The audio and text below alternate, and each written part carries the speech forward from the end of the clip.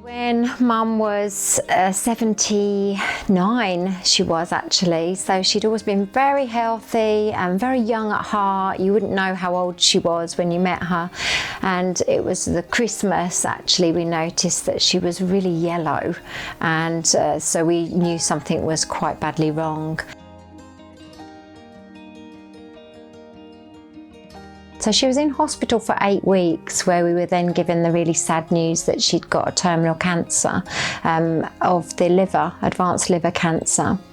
And we managed to get her home, which was so amazing. On the 1st of March, she came home, but we knew that actually that was going to be some of her last days. And Willen then kicked in and started to come and look after her at home, which was just incredible, because from my perspective, I felt like the nurses from Willen probably loved my mum just as much as I did. And that's a very special thing. When they left, the room would smell of Chanel No. 5, which was her favourite perfume. And it was just such a happy memory and such a devastating last week.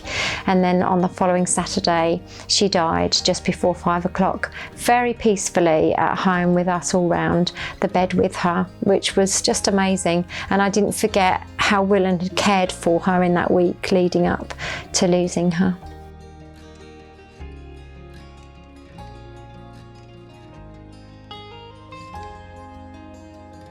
When we lost Mum, as you can imagine, my dad was absolutely devastated, and he was very broken, and that was very hard. We became closer, but actually he was just a very sad man.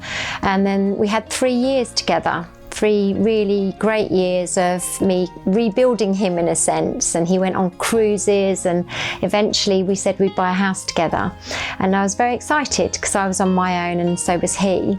And then really within weeks of that decision, we found out that my dad had also become very poorly, and he had got leukemia. And we were told that he'd only probably got about 6 weeks to live. With Dad, he went into the hospice, and I'll never forget when I went in to see him, he said, "Look, Jules," he said, "this is the best hotel I've ever stayed in." He said, "and I've got a sea view now," like this. So it was such a happy memory, you know.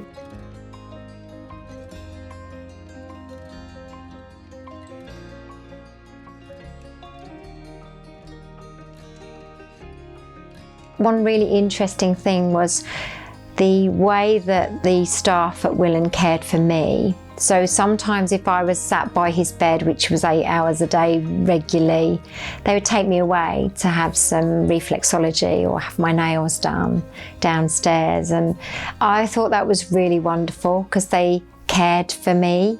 They came to get me because I would never have moved. Things like that were very special. But when he actually passed away, a doctor had come in the day before to see him.